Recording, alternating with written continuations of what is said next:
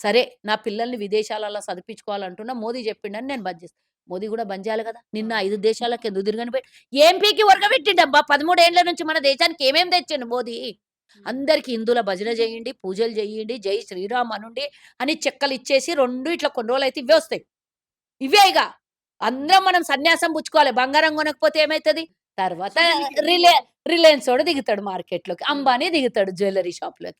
వాళ్ళిద్దరే దేశం మొత్తంలో ఉన్న ప్రతి చోట ఇప్పుడు అలవాటు చేస్తారు తక్కువకిచ్చి మనకు బంగారం. తర్వాత ఏం చేస్తారు? వాడు ఎంతిస్తే అంత ఎవడు ఉండడు గదా! బతికుండడు గదా! ఎవడు. వాళ్ళు ఎంత ఇస్తే అంత గొనాలి మనం దాంట్లో. నీ ప్రయాణం ఖర్చులు ఎంతైతున్నాయి? నువ్వు ఏమంటారు మష్రూమ్ తింటాడు. 1,50,000 కేజీ మష్రూమ్ తింటావు నువ్వు. 1,50,000 అంట ఆయన తినేది మష్రూమ్ కాస్ట్‌లీ. రోజు అంత కాస్ట్‌లీ పెట్టి నువ్వు తినొచ్చు. మేము ఆయిల్ ఒక చుక్కేసుకోవద్దు. విచిత్రమైన కళలన్నీ బీజేపీ‌ల దగ్గరనే చూడాలి మనం. వాళ్ళకేమో దేవుడిలాగా కనిపించిండంట మోదీ. ఆ కాలంలోనంట రాముడిని, కృష్ణుడిని చూడలేదంట. ఇప్పుడు మోదీని చూస్తుర్రట. వామ్మో! ఇది జోకా? లేకపోతే ఇదేమన్నా అక్క చెప్పండి. మొన్న మోడీ వచ్చిండు. గ్యాస్, డీజిల్, పెట్రోల్‌కి సంబంధించి ఇవి కొంచెం అవాయిడ్ చేయండి. మన గవర్నమెంట్ ట్రాన్స్‌పోర్ట్స్‌ని వాడండి అని చెప్పిండు. ముఖ్యంగా బంగారం సంబంధించి మీరు గతంలో కూడా మాట్లాడిండు. బంగారం ఈ సంవత్సరం ఒక్క సంవత్సరం కొనకండి అంటుండు. ఎందుకు గొనొద్దన్నాడు? హ్మ్. ఏం తప్పు చేసిండ్రని భారతీయ ప్రజలు? హ్మ్. ఆ! ఎందుకు గొనొద్దంటుండు? నిలువలు నువ్వమ్మేసుకొని ట్రెజరీ ఒక విపత్తు, ఆపత్తు దేశం మీద వస్తే ఆ ట్రెజరీని వాడడానికి ఏ దేశమైనా దాన్ని ఒక ట్రెజర్‌ని పెట్టుకుంటారు. దేశం మీద ఆపత్కాలం వస్తే దేశ ప్రజల్ని కాపాడుకోవడం కోసం, అన్నం కోసం, దేశ సేవ దేశంలో అప్పుడు ఆపత్కాలం వచ్చినప్పుడు ఎక్కడి నుంచి సోర్స్ లేకపోతే దాన్ని బంగారం నిల్వల్ని వాడుకునేది. ఎమర్జెన్సీ కోసం వాడుకునేది. అట్లాంటిది తీసుకొని పోయి నిల్వలన్నీ వాడేసిండు దుర్మార్గుడు. ఎవరికీ బయటికి తెలవలేదు. వేల టన్నులు, లక్షల టన్నుల బంగారం ఖతమైపోయింది. స్ మన మన నిల్వలున్న బంగారం బాండ్‌లనన్నీ అమ్మేసుకున్నాడు. దరిద్రుడు ఇప్పుడు బయటికొచ్చి ఎప్పుడు దరిద్రుడు మన రాష్ట్రానికొస్తాడో అప్పుడు ఏదన్నా ఒక దరిద్రం దేశానికి చుట్టుకునే పోతది. పోయినసారి వచ్చిండు గ్యాస్ పెంచిపోయిండు. ఈసారి వచ్చిండు బంగారం పెరిగిపోయింది. వచ్చి ఇట్లా పోయిండో లేదో బంగారం ఎంత 20,000 పెరిగిపోయింది.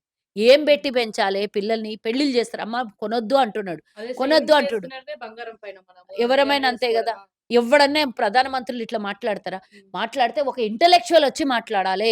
ఆ శాఖకు సంబంధించిన ప్రభుత్వ అధికారి వచ్చి ఇట్లా జరుగుతుంది. గతంలో మన్మోహన్ సింగ్ గారు గూడా ఎంత వివరంగా జెప్పిర్రు. ఈ విధంగా జరుగుతుంది. మనం ఈ విధంగా దేశాన్ని కాపాడుకోవాలి అని చెప్పాలి గానీ, వచ్చిండు ఎంత భయపడి సచ్చిపోతారు జనాలందరూ. నువ్వు అట్లా జెప్తే ఏమైతుందో, ఏమైపోతుందో, దేశం ఆపత్తులోకొచ్చిందనేది అందరూ ఒక రకమైనటువంటి డిప్రెషన్‌లోకెళ్ళిపోలే జనాలు. ఇట్లా అన్నడో లేదో అట్లా స్టాక్ ఎక్స్‌చేంజ్ మొత్తం కుప్ప కూలిపోయింది. బంగారం స్టాక్ ఎక్స్‌చేంజ్ మొత్తం కుప్ప కూలిపోయింది దేశం మీద. దరిద్రులు చేసే పనికి దేశం నాశనం అయిపోతున్నది. బంగారం కొనొద్దు సరే బంగారం ఎవ్వడు కూడా కొనొద్దు అంటే ఈరోజు ఒక పుస్తే చేపియాలంటే 18,000 గ్రాము బంగారం 18,000కొచ్చేసింది. ఏ పరిస్థితులలో పేదోడువు ఒక పుస్తెలు తెచ్చి కనీసం మన ఆనవాయితీ మన భారతదేశం మీరే హిందువులని చెప్పుకుంటారు గదా! ఆ హిందువుల సంస్కృతి, సంస్కారము కనీసం ఒక పుస్తెలు చేపిచ్చే సంస్కారం మన భారతదేశ సంస్కారం. దానికి గూడా నోచుకోకుండా చేసిన దుర్మార్గుడు 6% ఉన్నటువంటి ఇంపోర్ట్ టాక్స్ ఇప్పుడు 15%కు ఆటోమేటిక్‌గా పెరిగిపోయింది. ఈ దరిద్రుడు మాట్లాడిన వితిన్ అవర్స్‌లల్లనే. ఆ తర్వాత రూ. 3 నిన్న డీజిల్ పెంచే. ఈరోజు రూ. 3 పెట్రోల్ పెంచే. దాని తర్వాత 3% బంగారం మీద టాక్స్ పెంచేసిండు. ఇగ ఇప్పుడు మన ఏమైపోతది? మధ్య తరగతి ఆయన వాళ్ళెట్లా ఆయన బతకాలి? ఉద్దేశ్యం ఏందో తెలుసా? మీరందరూ మాట్లాడుకుంటుర్రు ఒకటి. హ్మ్. మోదీ ఉద్దేశ్యం వేరే, మోదీ చేస్తున్న ప్రయత్నాలు వేరే. హ్మ్. మనల్ని బంగారం కొనొద్దు అంటున్నాడు. హ్మ్. కొనొద్దు అన్నప్పుడు చిన్న చిన్న వ్యాపారాలన్నీ కుదేలైపోతాయి. అందరు బంగారం దుకాణాలన్నీ తీసేసుకుంటారు. ఇప్పుడు బంగారం దుకాణాలు ఉన్నోళ్ళు ఎంత గుండాకి సావాలో చెప్పు ఇప్పుడు? ఆ! ధరలు పెరిగిపాయే. కొనొద్దు అంటున్నాడు. మేము మేము దీని మీద ఇన్వెస్ట్ చేసిన పైసా ఇప్పుడు బంగారం స్టాక్ అంతా ఎక్కడ పోవాల? పరిస్థితి ఏంది? ఎవరి గురించి ఆలోచన చేస్తున్నావు? దేశ ప్రజల గురించి, దేశ వ్యాపారం గురించి ఆలోచించకుండా నీ నిర్ణయాలు దేశానికి ఎంత బర్బాద్ చేస్తున్నాయి చెప్పు? హ్మ్. ఎట్లా చెప్పాలే? మెల్లగా చెప్పాలే. దాన్ని ఏ అవస్థకు ఎక్స్‌ప్లనేషన్ తీసుకొచ్చి గూడా ఇయ్యరు దానికి సంబంధించింది. ఎక్స్‌ప్లనేషన్ ఇయ్యకుండా కొనొద్దు అనే వరకు ఏమైపోయింది ఇప్పుడు? స్టాక్ ఎక్స్‌చేంజ్ ఎట్లా పడిపోయింది? హ్మ్. స్టాక్ ఎక్స్‌చేంజ్ ఎట్లా పడిపోయింది? నేను ఈ మాట ప్రధానమంత్రిని తిట్టొద్దేమో, కానీ కడుపు కాలుతున్నటువంటి ప్రతి ఒక్కనికి వచ్చేటటువంటి ఆవేదన ఇది. ఆ! హ్మ్. అక్కడ పేపర్ లీక్ అయింది. హ్మ్. దాని గురించి డిస్కషన్ జెయ్యొద్దు. నీట్ హ్మ్. గురించే డిస్కషన్ జేయొద్దు. హ్మ్. ఇటు బండి సంజయ్ కొడుకు ఆగం జేషిండు రాష్ట్రాల్లో. దీని గురించి డిస్కషన్ జేయొద్దు. తెర మీద ఏం కనబడాలి? బంగారం కొనొద్దన్నాడు. Petrol diversion. Diversion. Yes. Hmm. Diversion ఒకటే గాదు. హ్మ్. ఆయన ఉద్దేశ్యం వేరే పెట్టుకొనొచ్చిండు ఈడికి. హ్మ్. Already planned. హ్మ్. తెలంగాణలో వచ్చి బాంబు పేల్చిపోతాడనేది ఏదో ఒకటనేది నాకున్న నమ్మకం పూర్తిగా. హ్మ్. ఇంకేమో అనుకున్నా గానీ పెద్ద బాంబే పేల్చిపోయిండు. హ్మ్.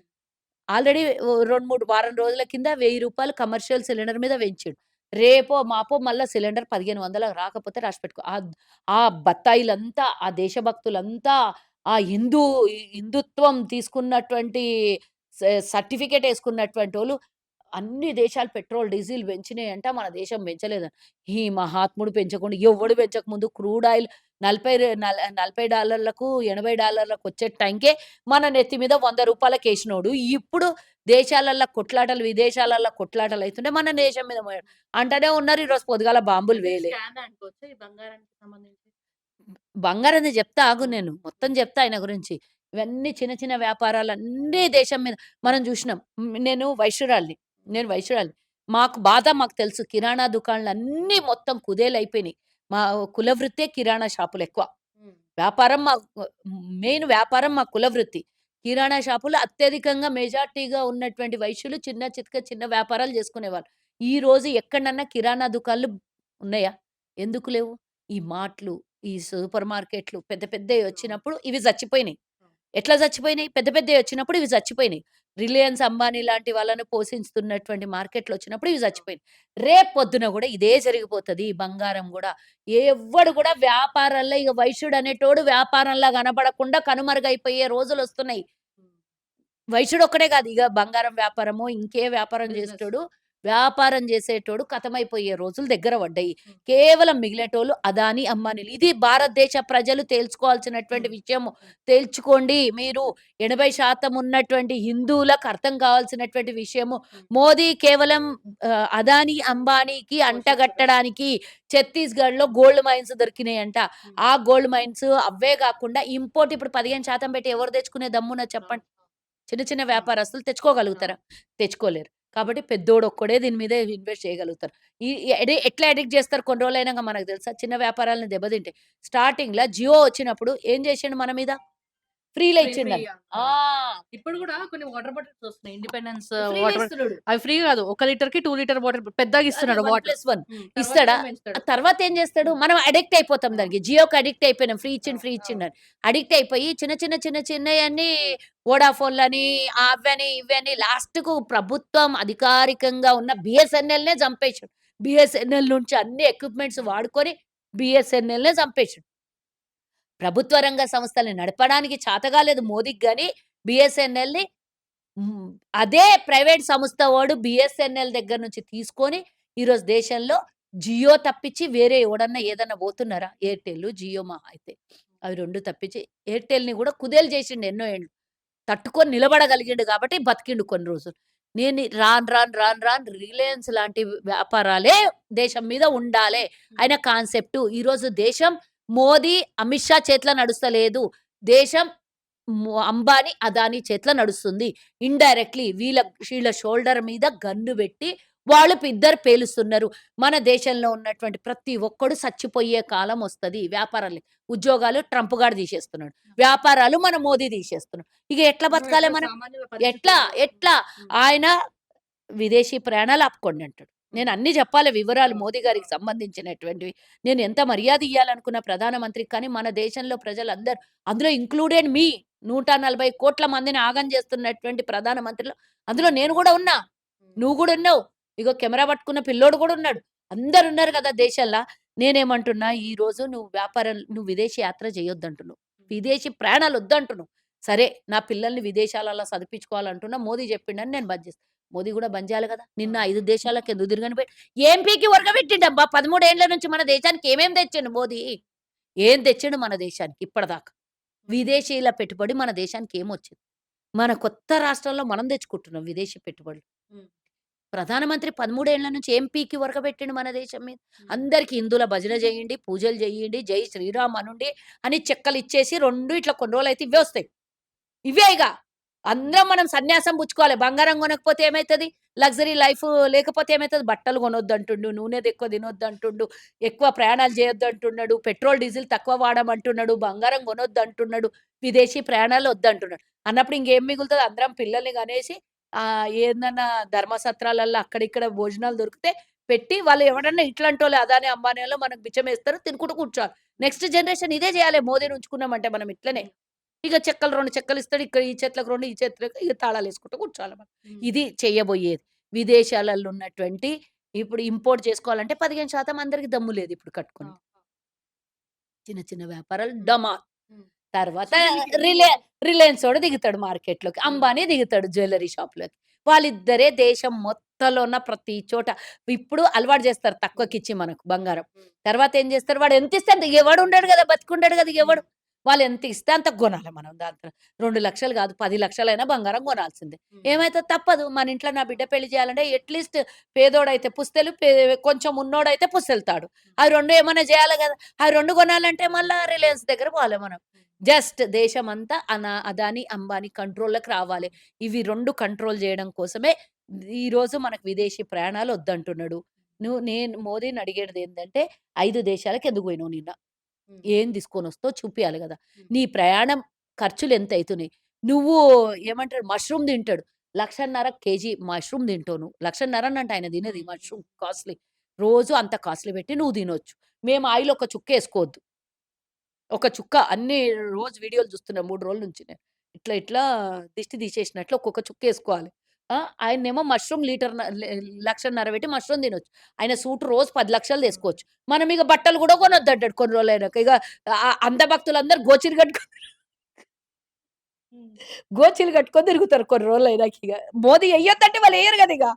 గోషీలు కట్టుకొని తిరుగుతారు. అదానోడు, అంబానోడొచ్చి దుకాన్లు పెట్టిందాకా, బట్టల దుకాన్లొచ్చిందాకా మనం ఇగ భక్తులందరూ గోషీలు కట్టుకొని సో, తిరుగుతారు రేపు. దీనికి సంబంధించి కూడా బీజేపీ నాయకులు మెట్రోలో ప్రయాణిస్తున్నారు. అదే ఆ! ఆమె ఆకుల శ్రీవాణి. పాపం ఆ శంకర్ అనేటోంది వీడియో చూషిన నేను ఈరోజు.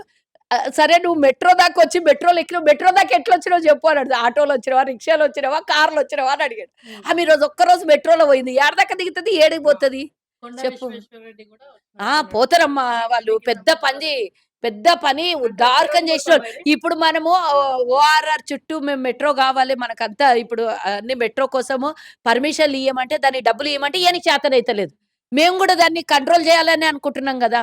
అధిక వ్యయం గాకుండా ప్రజలకు అనుకూలంగా ఉండాలి అంటే తక్కువ తక్కువ ఖర్చుతోని ప్రయాణం జేయడానికి మేము మెట్రో కోసం ముంగలికి పోతున్నాం. దానికోసం మరి ఎందుకో పలుకుతలేరు ఈళ్ళు. మళ్ళా మెట్రోలో ప్రయాణం జేయమని అంటుండ్రు. ఒక్కరోజు మేమేసిన మెట్రోలవి. మా హయాంలో ఏసిన అంటే మళ్ళా ఏం మెట్రోలు. లేవా పైసలు? ఏమున్నాయి చూసినా కదా! ఇగ అన్నీ అడిగిపిస్తాడు రోజు పొద్దున పోతే. పాపం కొండ విశ్వేశ్వరరెడ్డికి ఈరోజు ఒక్కరోజు వీడియో గాదు. నువ్వు బంజారాహిల్స్‌లో ఉండే నివాసం నుంచి నీ బెంజ్ కార్లు, నీ ఆడి కార్లు, నీ పెద్ద పెద్ద కార్లు ఇంకా చానా ఉంటాయి ఆయన దగ్గర. అట్లాంటి కార్లల్ల నువ్వు స్టేషన్ ఆయన ఇల్లేడున్నదమ్మా రోడ్ నంబర్ 12 నుంచి రోడ్ నంబర్ 12 ఆయన ఆఫీసు.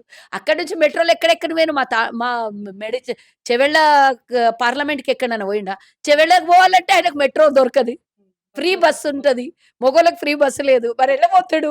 ఈ శ్రీవాణి అంటే ఇగ హైదరాబాద్‌లో ఏమన్నా తిరిగి లొల్లి లొల్లి చేస్తదేమో గాని, దీని మీద మాట్లాడనీకొస్తలేదు. బండి సంజయ్ కొడుకు మీద గాని మెట్రోలో తిరిగిందమ్మ. అంటే చట్టం తన పని తాను చేస్తుంది. అరగంటది 20 నిమిషాలల్ల పోతది మెట్రో అని ఇప్పుడు యాదొచ్చిందేమో ఆమెకి. ఇంతకుముందు యాద రాలేదు. మోదీ గుర్తు చేసినంకనే గుర్తొచ్చింది ఆమెకన్నీ. ఇట్లాంటివన్నీ విచిత్రమైన కళలన్నీ బీజేపీ‌ల దగ్గరనే చూడాలి మనం. హ్మ్. వాళ్ళకేమో దేవుడిలాగా కనిపించిండంట మోదీ. హ్మ్. ఆ కాలంలోనంట రాముడిని, కృష్ణుడిని చూడలేదంట. ఇప్పుడు మోదీని చూస్తుర్రట. వామ్మో! ఇది జోకా? లేకపోతే మీకు ఇప్పుడు యుగ పిచ్చెక్కి పురుషుడు, లే యుగ పురుషుడు లే అంటారు. మీకు పిచ్చెక్కి మాకు పిచ్చెక్కిచ్చాలని చూస్తున్నారా? లేకపోతే ఈ పిచ్చిలో ఈ ఆనందం పొంది దేశ ప్రజలందరిని పిచ్చోళ్ళని చేయాలని చూస్తున్నారా? హ్మ్. హ్మ్. అస్సలు అర్థమైతలేదమ్మా. రాను రాను పిచ్చి పీక్‌లకు వాళ్ళ వరకు పోతే పర్లేదు. కానీ మిగిలినోళ్ళందరిని పిచ్చోళ్ళని చేస్తున్నారేంది వీళ్ళు? హ్మ్. అందరేమో ప్రపంచంలోనేమో చదువుకున్నోళ్ళు మేధావులు పెరిగిపోయి హ్మ్, ఏఐ వస్తుంది ప్రపంచంలో అంతా. వీళ్ళేమో ఇంకా హ్మ్. గోచిల మాటలే మాట్లాడుతున్నారు. ఏం హ్మ్. చేయాలో అర్థమైతలేదు. అసలు రేపు యూరియా తక్కువ అది అట్లా చెప్తారా? హ్మ్. అది చెప్పాల్సిన పద్ధతేంది? సేంద్రియ పంటల్ని పండించాలి. రైతులు సేంద్రియ ఎరువులు లేకుండా పండించాలి అనేది ఒక రైతులకు అవగాహన సదస్సు పెడితే బావుంటది. అవును. నువ్వొచ్చి స్టేజ్ మీదొచ్చి నువ్వు ఎరువులు వాడకు, ఎరువులు తక్కువ నయ్యం ఆయింత పెండ ఏసి మొత్తము ఆ పెండతోనే మొత్తం పంటలు పండియని జెప్తారో ఏమో రేపు పొద్దుగాల. ఎరువులు లేకుండా. హ్మ్. ఇగ అట్లాంటి బత్తాయిలు కామెంట్ జేస్తారు మళ్ళా పెండతోని పండియలేమా అంటే మాకు గూడా తెలుసు. మాకు గూడా పొలాలుండే చిన్నప్పుడు మా మా తాత, నాయనమ్మలకి అదొక రకమైనటువంటి ఎరువు. కానీ అంతా మొత్తం దాని వల్లనే పండదు. కానీ ఇట్లాంటి మాటలు మాట్లాడి దేశం మొత్తం సర్వనాశనం చేస్తున్న మోదీకి దండం పెట్టి దండేయాలనిపిస్తున్నది నాకైతే. చేతులెత్తి 2 దండాలు పెట్టి. ఏం చేస్తున్నారు? ఎక్కడ పోతున్నది దేశము? ఆ! రేపు పెట్రోల్ ఏమైతది? డీజిల్ ఏమైతది? తిరగొద్దంటున్నావు. తిరగకపోవడానికి డీజిల్ ధర, పెట్రోల్ ధర ఎందుకు పెంచుతున్నావు మనం? సో, దీని ద్వారా మీరు అందరికి అందరికి ఉచితంగా ఎలక్ట్రిక్ బైకులనేవి, ఎలక్ట్రిక్ వెహికల్‌లని అవును. ఇవ్వమని మోదీకి ఇప్పుడు ఎవరి దగ్గర అవును. కూడా అంతంత కాస్ట్‌లీ పెట్టి ఇప్పుడు ఇవి కొన్నయి ఉండయి. ఎవరి దగ్గరైనా కొన్నికి పైసలు లేవు మళ్ళీ. అట్లనే ఇయ్యమను. మేము విదేశీ ప్రయాణాలు ఆపుకొని ఒక కారొచ్చింది సుఖంగా మా ప్రధానమంత్రి ఇచ్చిండని అందరం కలిసి బైకులు ఇయ్యాల్సినోళ్ళకి బైకులు, కార్లు ఇయ్యాల్సినోళ్ళకి కార్లిస్తే మేమందరం ఎలక్ట్రిక్ వెహికల్లలోనే తిరుగుతాం. కానీ ఆదాయకం కొనాలనుకున్నోడు ఎట్లన్నా కొనుక్కుంటాడు. హ్మ్. ఆయనకు తెలుసు ఇంధనం ఆదా జేసుకోవాలనుకున్నోడు. హ్మ్. అది నువ్వు సెపరేట్ అవగాహన ఇయ్యాలి. వేదికల మీద రాజకీయ మీటింగ్‌లు పెట్టి ఆ! పనికిమాలిన సోది జెప్పిపోతారు. హ్మ్. చెప్పే పద్ధతి వేరే ఉంటది. సో, ఎట్లా ధైర్యం ఇస్తున్నారు అక్క మిడిల్ క్లాస్ పీపుల్ దీనికి సంబంధించి చాలా మోదీని ఆహ్, అడగాలమ్మా ఈ ధైర్యం ఎట్లిస్తారేమో! ఆ హ్మ్. ధైర్యం మాలాంటోళ్ళకే అర్థమైతలేదు. హ్మ్. ఏమైతుంది ఇగ నాకు అర్థమైత్ అందరూ ఆలోచించాలే. పేపర్ లీకేజులు జరిగినయి. ఆ పేపర్ లీకేజీల కవరేజ్ కోసం ఇట్లాంటి డ్రామాలు చేస్తున్నటువంటి మోదీకి హ్మ్. హ్మ్. వాళ్ళు ఈ ఈ ఈ మ ఈమె పేరు ఈ మెట్రోలలో తిరిగిండ్రు చూడు ఇద్దరు 'కొండ విశ్వేశ్వర్ రెడ్డి', అప్పుడెప్పుడు 'శ్రీవాణి' వాళ్ళ ఇల్లు, వాళ్ళుండే హై లగ్జరీ. వాళ్ళేమో అట్లా బతకాలనంట. పేదోడు పేదోనిలాగానే ఉండాలి. వీళ్ళు చెప్పిన పద్ధతులేంది నిన్న? హ్మ్. మోదీ గారొచ్చి చెప్పిపోయింది. పేదోడు పేదోడిలాగానే ఉండండి. చదువుకోనోడు చదువుకోకండి. చదివినోడు ఉద్యోగం, వ్యాపారం చేయకుండి. మేమిట్లా ఎదుగుతాం. మీరిట్లా కిందికి పోండి అని చెప్తున్నాడు. ఇయన్నీ గాదు. మోదీని అంటే పక్కకు ఆమె పెడితే దేశం బాగుపడతది. బజ్జీలేసి కూడా చూపించింది. యెస్. ఆయిల్‌కి ఎవరు? సంబంధించి కూడా శ్రీవాణి. అవునా? ఆ! మళ్ళా మోదీ బాగానే చెప్పిండు గదా! పకోడా తల్నే వాలోం కో భీ మై నౌకరీ దియా అన్నాడు. హ్మ్. మరి అందుకనే పకోడీలేసిందామె మరి. హ్మ్. అందరిని పకోడీలేమని. ఏం చేస్తుందంట నూనెలో గొల్చలేదా ఆమె? నేను చూడలేదు ఆ వీడియో మరి. నీళ్ళు నీళ్ళల్లో ఏమన్నా ఏసి చూపించిందా ఏమి నాకు తెలవదు గాని. కరెంట్ పొయ్యి పెట్టుకొని, కట్టెల పొయ్యి పెట్టుకొని ఏసింది. కట్టెలు తేవాలనంట? అంటే అది గూడా దీనికి సంబంధించి ఆ వీడియో చూపిస్తా మీకు లేదు అట్లా ఏమైతుందో. కాదమ్మా. అది గూడా వాళ్ళకే చెప్తే హితబోధ చేస్తే బావుంటది గదా! హ్మ్. కట్టెల పొయ్యి ఎట్లన్నా ఎలక్ట్రిసిటీ యూజ్ వస్తదిలే. చేయండి నువ్వు బాగా. రేట్లు పెంచుకున్న కొద్దీ బతుకులందరూ కట్టెల పొయ్యిలకొస్తే అడవిలోకి పోయి కట్టెలు కట్టెలు భుజం మీద పెట్టుకొని తెచ్చుకునే పరిస్థితి గూడా వచ్చేటట్టున్నది. ఏమన్నా అయ్యేడతది. ఏదైనా అంటే సాధ్యం బీజేపీలో. పాతకాలం వస్తదంటారా? పాత అప్పట్లో గుడ్డలు కాలంలో పెట్టుకొని యూజ్ అది చేసేవారు. ఆరోగ్యకరంగా ఉంటుండే అప్పుడు. హ్మ్. ఆరోగ్యం ఉండే, ఆరోగ్యకరమైనటువంటి వాతావరణం ఉండే. మరి ఫస్ట్ బీజేపోళ్ళందరి ఇళ్ళలో పోయి నేర్పియమను. కట్టెలు తెచ్చియమను. కట్టెలు తెచ్చిచ్చి వంట పొయ్యి నేర్పియమను. ఆ కట్టెల సోర్స్ గూడా చూపియమను ఫస్ట్ ఆఫ్ ఆల్. అడవులు లేకపాయె మనకిప్పుడు. హ్మ్. ఆ! ఎవరు పొలాలల్లో గూడా పెద్ద పెద్దగా కట్టలు ఎలక్ట్రికల్‌దే కట్టించి యూజ్ చేయమన్నారు బాగా కొన్ని ఇండక్షన్స్, రోజులైనాక గ్యాస్ అది గూడా అవన్నీ. యూజ్ చేయొద్దంటారు. హ్మ్. ఎలక్ట్రిక్ హెల్త్‌కి మంచిది గాదు. దాన్ని యూజ్ అవును. చేయొద్దంటారు. మరప్పుడేం చేద్దాం? హ్మ్. అరే! ఎవరికీ తెలవదా? చదువుకున్నోళ్ళకి తెలవదా? ఏ పొయ్యి వాడాలి, ఏ పొయ్యి వాడొద్దు అనేది వీళ్ళు చెప్తేనే ఇంటామా? హ్మ్. పరిజ్ఞానం ఇచ్చేవాడు వేరే ఉంటారు. ఈ ఆకుల శ్రీవాణో, కొండ విశ్వేశ్వరుడో, మోదో ఇస్తే ఇయన్నీ ఎవడు ఇనడు. ఇయ్యాల్సినోళ్ళు సదస్సులు సెపరేట్ పెట్టి ఇస్తారు. వీళ్ళు చెప్తే కట్టెల పొయ్యి వాడితే నయ్యం ఆమె దగ్గర పోదన్నాడు ఒకసారి. కట్టెల పొయ్యి పెట్టింది గదా! హ్మ్. కట్టెలు ఏడికెళ్ళిస్తదో నెక్స్ట్ అందరం. ఎలక్ట్రిక్ ఎలక్ట్రిక్‌దే ఎక్కువ. ఆ! అంటే ఇప్పుడు మన మీద కరెంటు మోత మోడ్చాలని చూస్తున్నారనమాట. మళ్ళీ ఇదొక టిప్ప. అదొకటుండదు. ఆయన జెప్పిండు గదా! పైపుల నుంచి అవును. ఇస్తా అని. అది ఈయన తీసుకొచ్చింది ఏం కొత్త సంస్కృతి గాదు. ఎప్పటినుంచో ఆచరణ మెల్లమెల్లగా స్టార్ట్ అయింది. ఈయన కొత్తగా కనిపెట్టి ఆయన మోరీలల్ల పైపులేసి నేను గ్యాస్ తీశినా అని జెప్పినట్ల గాదిది. ఆ మోదీ మస్తు జెప్తాడు. ఆయన మాటలింటే మై భీక్ మాంగ్ రహా థా, 40 సాల్ మై భిక్షాటన కరా థా. కానీ విదేశాలలో తిరిగిండు బిచ్చమెత్తి మాత్రం. పెన్ను ఖరీదు జెప్పాలె, అద్దాల ఖరీదు జెప్పాలె, సూట్ ఖరీదు జెప్పాలె, ఆయన తినే తిండి ఖరీదు జెప్పాలి. 8,000,00,00,000 ఏరోప్లేన్ ఇప్పుడు ఇమ్మీడియేట్‌గా అమ్మేసి దేశ ఆర్థికంగా ఇబ్బందున్నది గదా! కాబట్టి దేశ పరిస్థితులకు పెట్టాలి. లేదా పీఎం రిలీఫ్ ఫండ్‌కొచ్చినటువంటి డబ్బుల లెక్క జూపియాలి. దాని మీద ఆర్‌టీఐ యాక్ట్ ఎయ్యొద్దంట పీఎం నిధులు. ఇయన్నీ దున్నపోతుల్లా కూసోని మేసేసి దేశ సంపదనంతా కొల్లగొట్టి గుజరాతోళ్ళకి మేపి దేశాన్ని బర్బాద్ చేస్తున్నారు. వీళ్ళెంత జల్ది పోతే అంత జల్ది మంచిది ఇగ దేశం మీద. మా రాహుల్ గాంధీ 2 నెలల కిందనే జెప్పాడు. 'దేశ్ కే ఊపర్ బడా ఆపత్తి ఆనే వాలా హై' అన్నారు. వచ్చింది. కరోనా కన్నా ముందు గూడా నవంబర్‌లోనే జెప్పిండ్రు రాహుల్ గాంధీ. నవంబర్ కన్నా ముందు జెప్పిండు. 'దేశ్ మే బహుత్ ఆపత్తి ఆనే వాలా హై' అనంటే నవ్విండ్రు రాహుల్ గాంధీ చెప్తే. హ్మ్. ఈయన పారాసెటమాల్ ఏసుకోమన్నాడు. ఆయన నవ్విండు. తర్వాతేమైంది దేశం మీద, ప్రపంచం మీద లక్షలాది మంది సచ్చిపోయారు. కాబట్టి చదువుకున్నోని విజ్ఞానం వేరే ఉంటది. చదువురాని సన్యాసోళ్ళు ఇట్లా మాట్లాడతారు. పెళ్ళాం పిల్లలు లేకపాయె, చదువుకున్నోళ్ళు లేకపాయె. దేశాన్ని ఇంకేడికి తీసుకపోతారు? హిమాలయాల అంచులకు తీసుకపోతే పర్వాలేదు గానీ, 100 ఫీట్ల లోపలికి తీసుకుపోతున్నారు మనకు.